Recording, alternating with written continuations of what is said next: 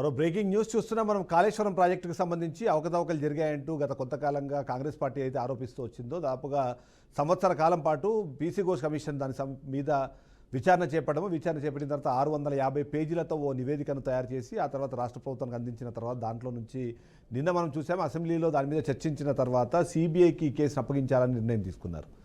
దీనికి అనుగుణంగా మొదటి కీలక అడుగు పడినట్టుగా మనం చూస్తున్నాం. ఎందుకంటే ఏదైతే ఇప్పటికే మినిస్ట్రీ ఆఫ్ హోమ్ అఫైర్స్కి ఇప్పటికే ఒక లేఖ రాశారో ఆ లేఖ ప్రకారము ఏదైతే పీసీ ఘోష్ కమిషన్ను ఇచ్చిన నివేదిక ప్రకారము అక్కడ అక్రమాలకు అవకతవకలకు అలాగే క్రిమినల్ చర్యలకు అవసరమైన అవకాశాలు అక్కడ కనిపిస్తున్నాయి. కాబట్టి దీని మీద ఇమీడియట్లీ సిబిఐ ఎంక్వైరీ జరిపి ఎవరైతే బాధ్యులు ఉన్నారో వాళ్ళపైన చర్యలు తీసుకునేందుకు అవసరమైన కసరత్తును ప్రారంభించినట్టుగా మనకు కనిపిస్తుంది. అందులో భాగంగానే మనం చూస్తున్నాము సిబిఐకి ఒక లేఖ రాశారు.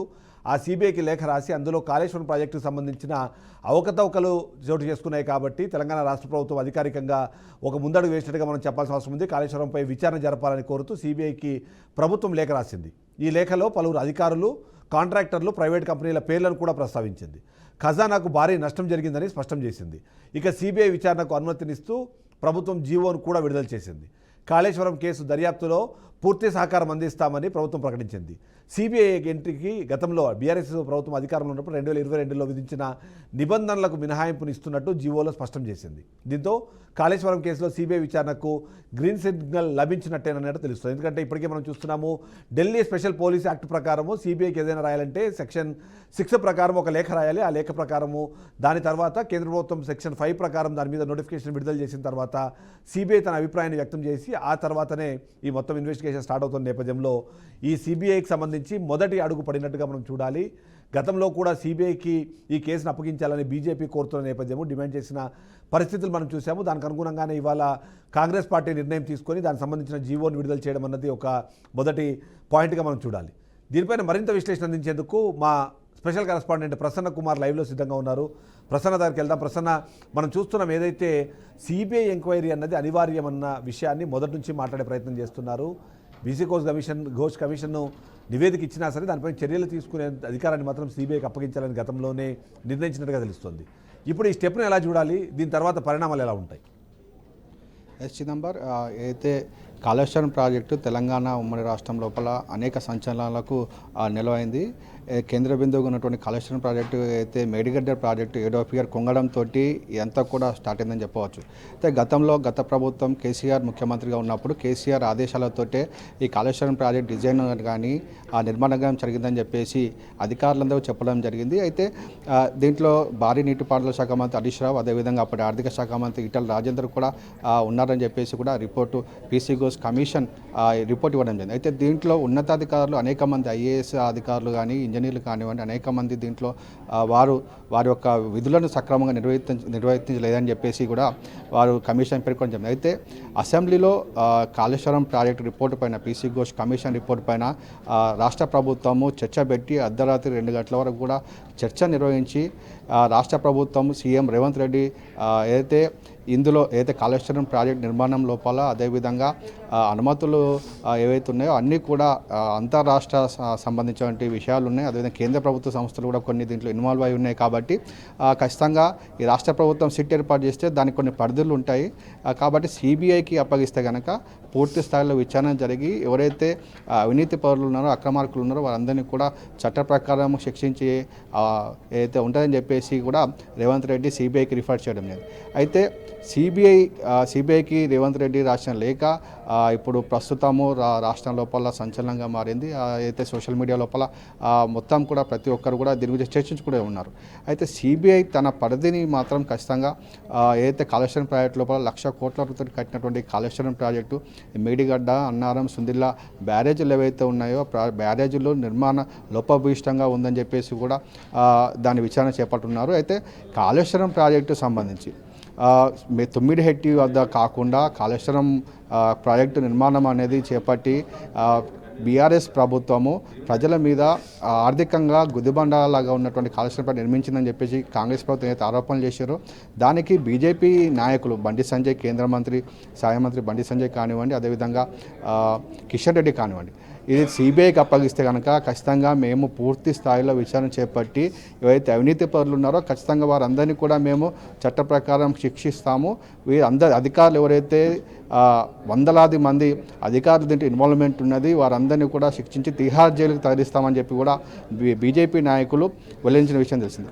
అయితే ఏదైతే సిబిఐకి కేసు అప్పగించిన తర్వాత ఇది కేసు అనేది సీరియస్నెస్ అనేది తెలుస్తూ ఉంది. ప్రజలపైన భారం పడిందని చెప్పేసి అసెంబ్లీ సాక్షిగా భారీ నీటిపారుదల శాఖ ఉత్తమ్ కుమార్ రెడ్డి మాట్లాడుతూ అయితే కాళేశ్వరం ప్రాజెక్టు గుండెకాయ అయినటువంటి మేడిగడ్డ బ్యారేజీ 7వ పియర్ కుంగడం అనేది దానివల్ల 21,000 కోట్ల రూపాయల నష్టం జరిగిందని చెప్పేసి కూడా తను చెప్పడం జరిగింది. అయితే ఇదంతా కూడా ప్రజాధనం దుర్వినియోగంకే జరిగిందని చెప్పేసి దీంట్లో అధికారులకి అదేవిధంగా ప్రజాప్రతినిధులకి అవినీతి జరిగింది, వారికి అవినీతి డబ్బులు ముట్టాయని కూడా వారు ఆరోపణలు చేయడం జరిగింది.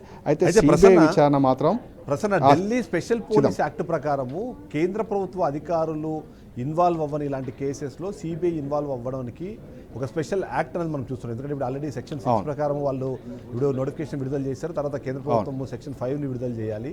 ఆ తర్వాతనే సిబిఐకి అవుతుంది. అంటే ఇది ఫస్ట్ స్టెప్ కింద చూడాలి. కానీ ఇందులో కేంద్ర ప్రభుత్వానికి సంబంధించిన అధికారులు ఎవరు ఇన్వాల్వ్మెంట్ లేకుండా సిబిఐ ఇలాంటి కేసెస్ తీసుకునే అవకాశం ఏమాత్రం ఉంది అనేది ఒక ప్రశ్న ఉంది. దానికేం విశ్లేషిస్తారు? అయితే ఏదైతే రాష్ట్ర ప్రభుత్వము ఏదైతే కేంద్ర ప్రభుత్వాన్ని సిబిఐని కోరుతూనే సిబిఐ అనేది ఎంక్వైరీ చేయడం జరుగుతుంది. అయితే దీంట్లో దీని పరిధి పెద్దగా ఉంది కాబట్టి ఈ అంతర్రాష్ట్ర సమస్యలు తెలంగాణ ప్రభుత్వం కాకుండా మహారాష్ట్రకు సంబంధించినటువంటి సంస్థలు అదేవిధంగా జాతీయ స్థాయిలో ఉన్నటువంటి కొన్ని సంస్థలు దీని ఇన్వాల్వ్మెంట్ ఉంది కాబట్టి సిబిఐ విచారణ రాష్ట్ర ప్రభుత్వం కోరడం జరిగింది. అయితే కేంద్ర ప్రభుత్వం కూడా దీనికి గ్రీన్ సిగ్నల్ ఇచ్చే తెలుస్తూ ఉంది. అయితే ఢిల్లీ నుంచి ఏదైతే సిబిఐకి కేసు అప్పగించో దానికి అధికారులను కేటాయించేటువంటి అవకాశం ఉంది. అధికారులను కేటాయించిన తర్వాత రాష్ట్ర ప్రభుత్వంకి వచ్చేసి రాష్ట్ర ప్రభుత్వం ఎవరైతే ఇప్పటివరకు ఎంక్వైరీ చేశారో ఆ అధికారులతోటి పోలీస్ అధికారులతోటి వారు మీటింగ్ పెట్టేసి పూర్తి వివరాలు సేకరించిన తర్వాత రాష్ట్ర ప్రభుత్వం కూడా కొంతమంది అధికారులను సిబిఐకి అటాచ్మెంట్ చేసేటువంటి అవకాశం ఉంది. ఈ విచారణలో వారికి పూర్తిగా సహకరించడానికి రాష్ట్ర ప్రభుత్వము దీన్ని వీలైనంత త్వరగా సిబిఐకి పూర్తిగా కేసు అప్పగించేసి సిబిఐ విచారణ చేపట్టాలని కూడా ఆ ప్రయత్నాలు చేస్తూ ఉంది. అయితే ఇప్పటికే అంటే వీళ్ళు హైకోర్టుకు వెళ్ళిన నేపథ్యంలో మొత్తం ఏదైతే కమిషన్ను సంబంధించిన నివేదికనే క్వాష్ చేయాలని చెప్పేసి ఒక రిక్వెస్ట్ పెట్టారు. అది కాకుండా ఇప్పుడు సిబిఐ అంటే నివేదిక ఆధారంగా తీసుకోబోతున్న చర్యలను నిలువరించాలని కూడా వాళ్ళు కోర్టులో ఒక పిటిషన్ దాఖలు చేసిన నేపథ్యంలో ఇవాళేమో దానిపైన తదుపరి చర్యలు తీసుకోవద్దండి, నేను October 7th తర్వాత దీని మీద కేసు వింటానని చెప్పేసి హైకోర్టు ఒక తీర్పునిచ్చింది. రేపేమో దీన్ని సిబిఐకి అప్పగించాలా లేదా అన్న దానిపైన కూడా వాదనలు జరుగుతాయన్నారు. సో ఇది జరగకముందే వీళ్ళు ఇచ్చిన జీవో అన్నది ఒకవేళ అక్కడ ఏదైనా స్టే వస్తే దీనికి ఏమైనా దాని మీద ఎఫెక్ట్ పడే అవకాశం ఉందా? అయితే విచారణకు ఎటువంటి అడ్డంకులు లేవు, కోర్టు కూడా విచారణ చేపట్టడానికి ఎటువంటి అడ్డంకులు లేవు. కానీ హరీష్ రావును కానివ్వండి కేసీఆర్ అరెస్ట్ చేసే విషయంలో మాత్రము October 7th వరకు వేచి చూడాలని చెప్పేసి చెప్పడం జరిగింది. అయితే విచారణ చేపట్టడానికి సిబిఐ విచారణ చేపట్టడానికి పూర్తి రైట్స్ ఉన్నాయి. వారు వచ్చి ఈ కేసు పైన పూర్తి విచారణ చేపట్టి నిజాలు నిర్ధారించే వరకు కూడా హైకోర్టు మాత్రం స్టే ఇవ్వదని తెలుస్తూ ఉంది. సో ఇప్పుడు ఏముంటుంది నెక్స్ట్ ప్రొసీజర్ ఏంటి? ఇప్పుడు వీళ్ళు సిబిఐకి ఒక లేఖ రాశారు.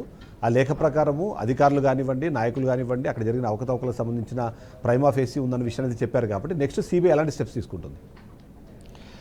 నెక్స్ట్ సిబిఐ ఏం చేస్తుందంటే సిబిఐ ఖచ్చితంగా కేంద్ర ప్రభుత్వం వారికి ఆదేశాలు జారీ చేసిన తర్వాత సిబిఐ రాష్ట్ర ప్రభుత్వానికి ఏదైతే ఇప్పటివరకు విచారణ చేపట్టిన పూర్తి డాక్యుమెంట్స్ పీసీ గూస్ కమిషన్ ఏదైతే చేశారో ఆ పూర్తి డాక్యుమెంట్స్ ఫస్ట్ వారు టేక్ ఓవర్ చేసుకుంటారు. దాంట్లో పూర్తి స్టడీ చేసిన తర్వాత ఇంకా ఎవరెవరి సంస్థల పేర్లు ఇప్పుడు కమిషన్ లోపల సంస్థల పేర్లు అవి చేర్చాలని చెప్పేసి కూడా కొంతమంది నాయకులు చెప్పడం జరిగింది. అయితే వాటిని కూడా విచారణ చేపట్టేసి సిబిఐ దానికి సంబంధించినటువంటి అయితే ఆర్థిక నేరాలు అదేవిధంగా ఇంజనీరింగ్ నాణ్యత లోపాలపైన ఖచ్చితంగా సిబిఐ వారి సంబంధించిన ఎక్స్పర్ట్స్ని తీసుకొని వారు టీం ఏర్పాటు చేసి రాష్ట్ర ప్రభుత్వంకి కూడా ఇన్ఫర్మేషన్ ఇచ్చి రాష్ట్ర ప్రభుత్వం కూడా అధికారులను వాళ్ళను కేటాయించిన తర్వాత సిబిఐ అనేది రంగంలో దిగుతుంది. చిదంబరం ఓకే. సో ఈ లెక్క ప్రకారం మనం చూస్తే నిన్న హరీష్ రావు అసెంబ్లీలో చేసిన వ్యాఖ్యల నేపథ్యం చూస్తే ఈ మొత్తం నివేదిక అన్నది తప్పుల తడకగా ఉంది, వీళ్ళు ఏవైతే రికార్డ్ చేసిన ఇన్ఫర్మేషన్ కానీ కూడా అవన్నీ కూడా కరెక్ట్గా లేవు అని ఒక మాట మాట్లాడే ప్రయత్నం చేశారు. సో ఇన్వెస్టిగేషన్ వచ్చినప్పుడు ఇవన్నీ కూడా వాళ్ళతో మాట్లాడే అవకాశం ఉంటుందంటారా? ఎస్ అయితే రేవంత్ రెడ్డి గారు ఇదే విషయం పైన తను ఒకటే క్లియర్గా చెప్పాడు, ఇది కేవలం విచారణ మాత్రమే, దీనిపైన ఎటువంటి చర్యలు తీసుకోము మేము, ఇది బీసీ ఘోష్ కమిషన్ అనేది కేవలం విచారణ మాత్రం చేపట్టిందని చెప్పి క్లియర్గా చెప్పడం. అయితే ఇప్పుడు సిబిఐకి అప్పచెప్పిన తర్వాత సిబిఐ ఏదైతే విచారణ చేపడతారో దానిపైన ఖచ్చితంగా చర్యలు ఉంటాయి. ఇది వీలైన త్వరగా 3 నెలలు కావచ్చు, 4 నెలలు కావచ్చు, ఇంకా సమయం కూడా పట్టవచ్చు. కానీ సిబిఐ విచారణ అనేది చివరికి కోర్టులో వారి రిపోర్టు మాత్రమే చెల్లుబాటు అవుతున్న విషయం మాత్రం ఖచ్చితంగా తెలుస్తూ ఉంది చిదంబరం.